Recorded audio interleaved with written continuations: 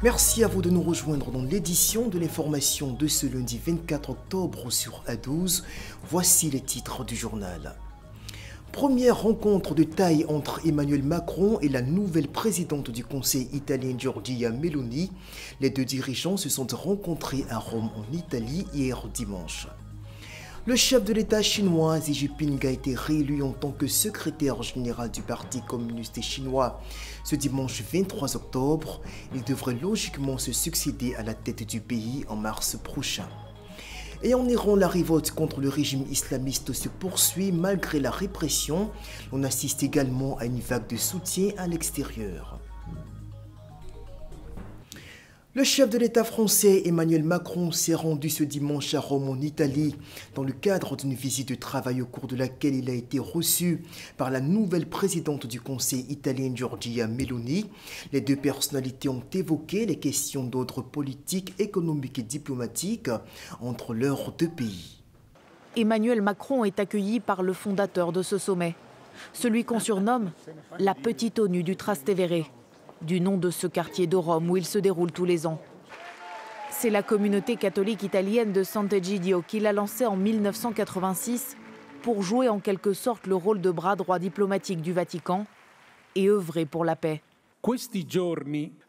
Ces journées réunissent à Rome des responsables et des croyants de différentes religions, ainsi que des humanistes laïcs, non pas dans un laboratoire clos, mais face au scénario du monde, face à la guerre qui est dramatiquement revenue sur le sol européen avec l'invasion russe de l'Ukraine. La guerre en Ukraine qui devrait cette année occuper l'essentiel des discussions. C'est justement sur ce conflit que le président français s'est exprimé lors de son discours, affirmant qu'il y avait une perspective de paix, que la communauté internationale pouvait aider, mais qu'elle dépendait essentiellement de Kiev et de Moscou. En fonction de l'évolution des choses et quand le peuple ukrainien et ses dirigeants l'auront décidé, dans des termes qu'ils auront décidés, la paix se bâtira avec l'autre et l'ennemi d'aujourd'hui autour d'une table et la communauté nationale étant là. Le sommet se termine mardi et les chances d'obtenir un accord sont minces. Mais des avancées restent possibles. En plus de 35 ans d'existence, la communauté Sant'Egidio a permis la signature de nombreux accords de paix.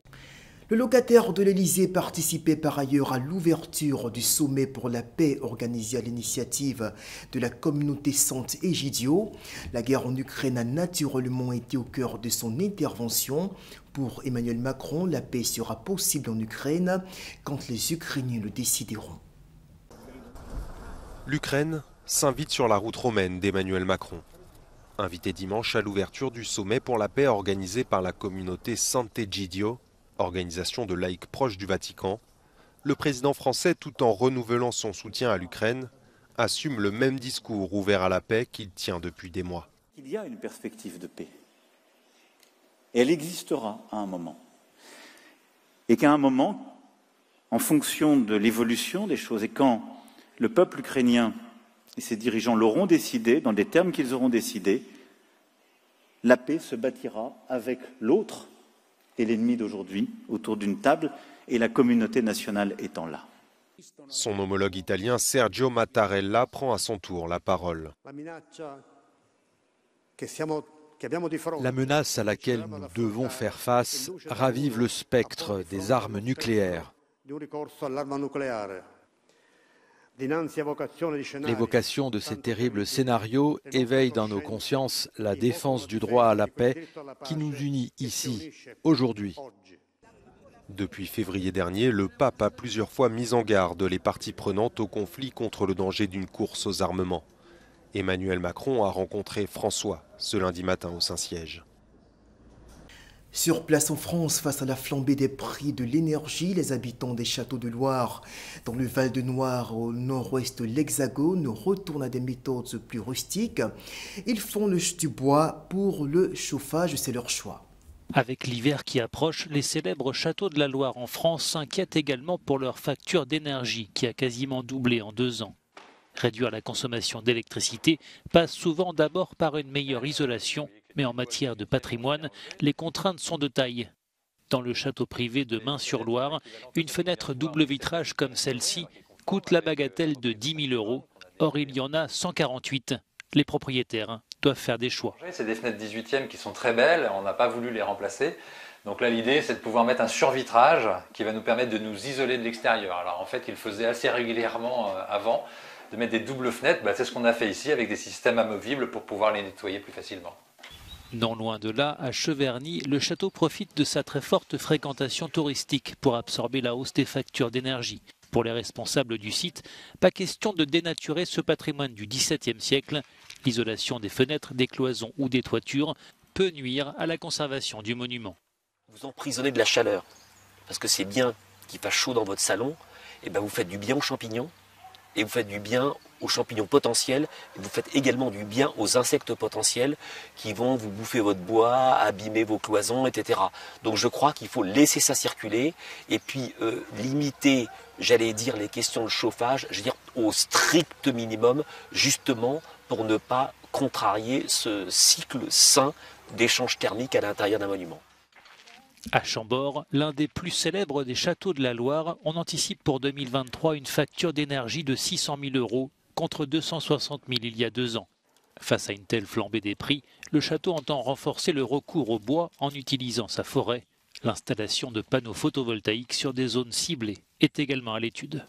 Exemple, les parkings, il faudra d'ici 2025 fournir des bandes de recharge pour les véhicules de 10 voire 20%. De 10 à 20% des places de parking. On se dit que des ombrières solaires de parking, ça a l'avantage de cacher les voitures, ce qui est toujours laid, en fait, dans un lieu de patrimoine. Ça les garde aussi plus fraîches en été et ça donne la possibilité de recharger. Chauffer de vastes monuments historiques à l'heure de la flambée des prix de l'énergie, un nouveau défi pour ces bâtiments centenaires qui n'envisagent pas encore le retour de l'éclairage à la bougie. Direction Kherson dans le sud-est de l'Ukraine, où la pression s'accentue sur les civils sommés par les autorités pro-russes de quitter la localité au plus vite face à l'avancée des troupes ukrainiennes.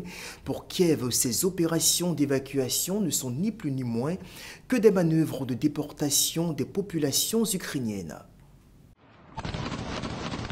Ce pourrait être la bataille clé de la contre-offensive ukrainienne, celle de Kherson, ville portuaire à l'embouchure du Dniepr, sous contrôle russe depuis près de 8 mois. Alors que l'armée ukrainienne se rapproche de la rive ouest du fleuve, les forces russes se sont retirées des villages de Khalove et de Kharivne. Face à cette avancée, les leaders pro-russes de Kherson ont lancé une vaste opération d'évacuation de la ville. Les habitants quittent leur logement à la hâte, à bord d'un bateau, pour se réfugier sur l'autre rive, sous contrôle russe. Une opération que Kiev qualifie de déportation. Pourtant, dans le reportage, la majorité d'entre eux disent ne pas avoir été forcés. Ils savent que c'est un voyage sans retour. La voiture et toutes les autres affaires d'une vie, il ne reste plus rien. L'Ukraine a dû réduire sa consommation d'électricité. Un tiers de ses infrastructures a été détruit par des attaques russes et le pays craint une rupture totale à l'approche de l'hiver. Les rues des grandes villes sont plongées dans l'obscurité. Andriy Ovcharenko est commerçant à Kharkiv. Avec sa famille, il apprend à s'adapter aux pénuries.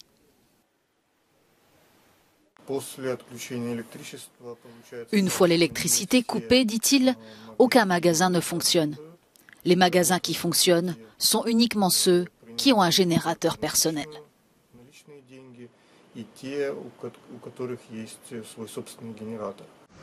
Le président Volodymyr Zelensky a demandé aux Ukrainiens de limiter leur consommation d'électricité et rappelé que plus de 1100 localités restaient privées de courant ce dimanche.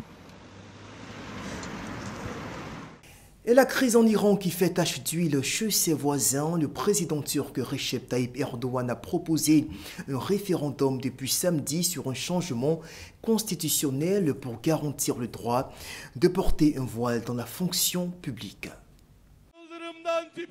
Le président turc Recep Tayyip Erdogan a proposé samedi un référendum pour garantir le droit de porter un voile dans la fonction publique, les écoles et les universités. Ce débat s'est récemment enflammé en Turquie à l'approche des élections présidentielles et législatives de 2023. Afin de soulager complètement le cœur de nos filles et de nos sœurs, j'ai proposé la liberté du foulard. Qu'ai-je proposé? D'en faire une garantie constitutionnelle. Le voile a longtemps été interdit dans la fonction publique et les écoles turques en vertu de la laïcité. Restriction levée en 2013 par le gouvernement de Recep Tayyip Erdogan. La laïcité est un héritage du parti kémaliste, le CHP, qui pourrait remporter les prochaines élections. Début octobre, son dirigeant, Kemal Kılıçdaroğlu, rival d'Erdogan, a souhaité montrer aux électeurs traditionnels de l'AKP qu'il n'avait rien à craindre en cas de victoire et que le voile pourrait continuer d'être porté.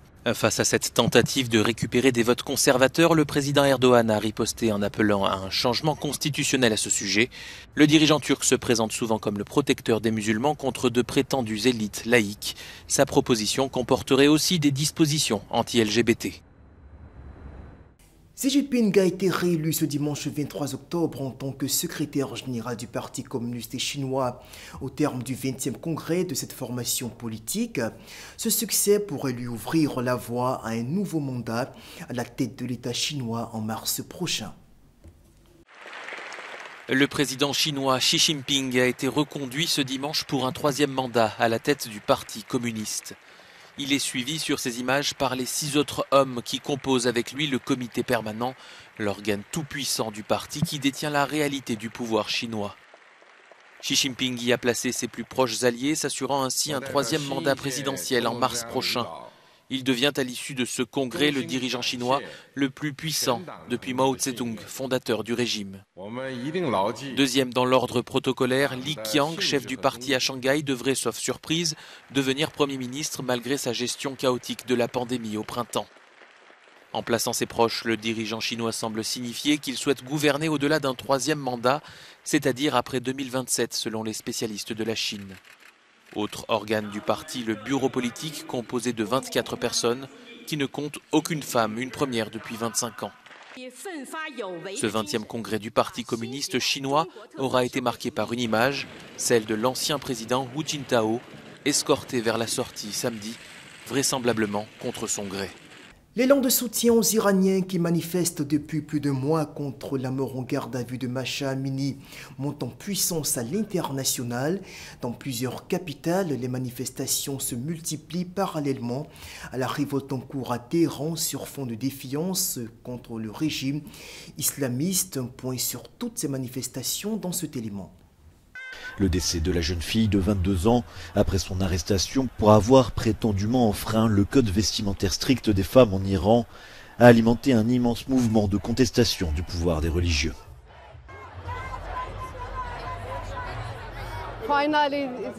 Enfin, nous avons cette chance et nous voulons l'utiliser pour montrer au monde que nous ne voulons pas de ce gouvernement, nous voulons le changer.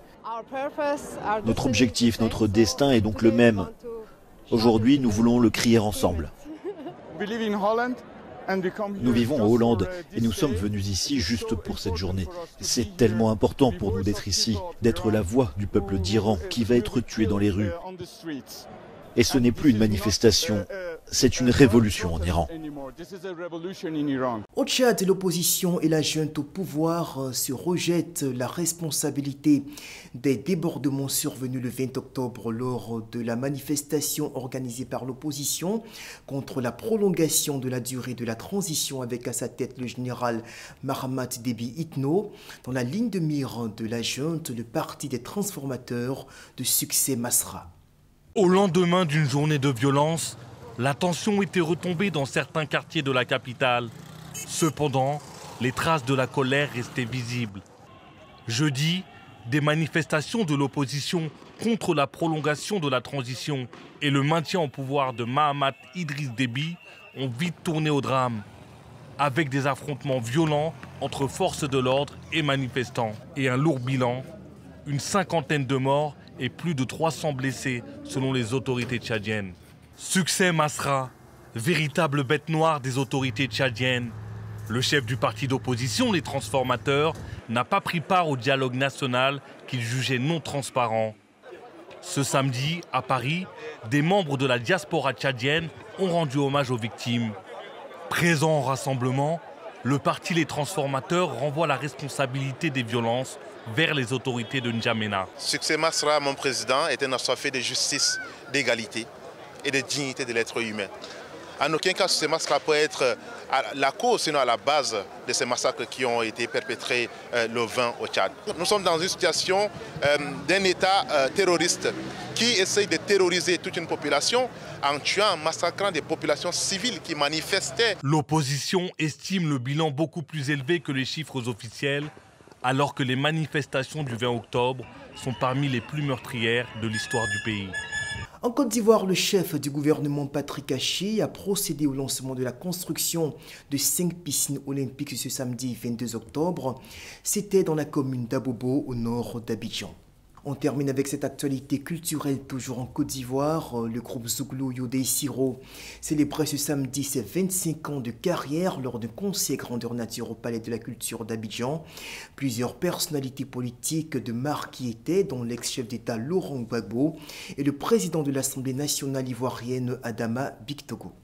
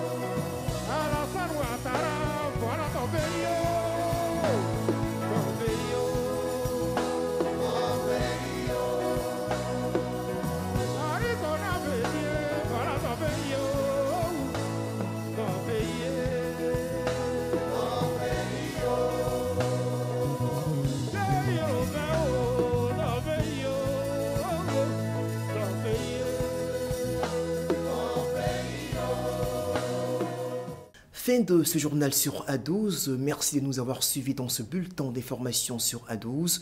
On se retrouve demain pour un autre point de l'information. D'ici là, portez-vous bien. Au revoir.